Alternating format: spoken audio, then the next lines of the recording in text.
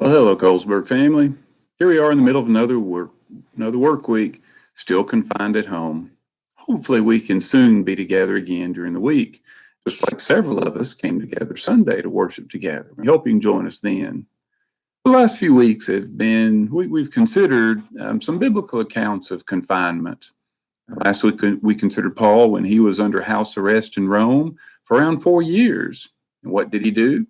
Well, he looked on the bright side at the opportunities he wouldn't have had otherwise. And he focused on what he could do and did it. So, what do we do after we've done all that we can do? What do we do then? Consider with me today in a situation in Acts chapter 12 in Peter's life when he found himself confined in prison. What was he doing while bound with chains between two soldiers? Well, we read there that he was sleeping. Sleeping? Yes, even in circumstances like this? Why? How? Well, before looking at the context for the answer to this question, consider a story that I believe helps make the point. There's a farmer once who's desperately in need of a farmhand, and only one young man contacted him about the position. When the farmer interviewed the young man and asked him what qualifications he had, the man simply replied, "Well, I can sleep when the wind blows." The farmer asked with kind of a puzzled look on his face, "You can do what?" The man again repeated, "I can sleep when the wind blows." Well, the farmer just scratched his head and said, "Well, I guess I'm in desperate need for help, so I'll give you a try." Well, the next few weeks, farmhand seemed to do a good job, so the farmer was pleased. Then one night, the farmer was awakened in the middle of the night by a terrible storm.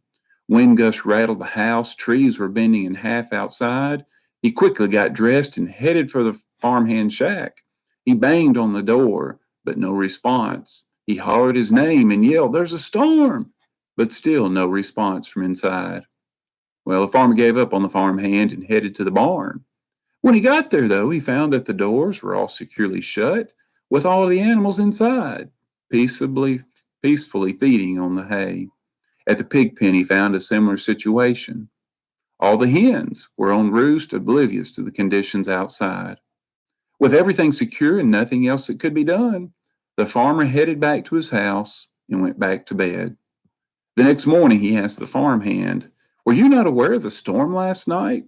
How could you sleep through that? It's a good thing all the animals were in and everything was secure." The farmhand calmly replied, "As I told you, I can sleep when the wind blows." You see, with everything done that could be done, there was no need for anything left but to sleep. And so it was with Peter. We come back to Acts chapter 12 now. We find Peter in a terrible situation. In verse 1, Herod was harassing the church.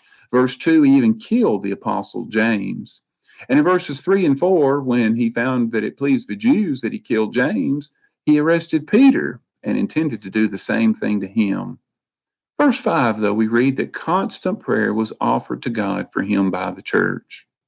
With everything done that could be done, in verse 6, though death was imminent, we read that Peter was sleeping, bound with two chains between two soldiers, and the guards before the door were keeping the prison.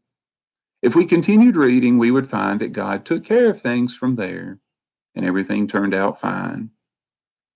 Yes, we are currently in a difficult situation, a figurative storm that swept across the entire world and continues to beat against it. There are some things we can do, and we should be doing those, especially as we read of here, praying to God, just as the church did then and the church should continue to do today in difficult times. But once we have done all that we can do, we can then do as the farmhand and Peter did and sleep when the wind blows. And may we all find the peace that only God can offer that allows us to do so. Have a blessed remainder of the week in His service.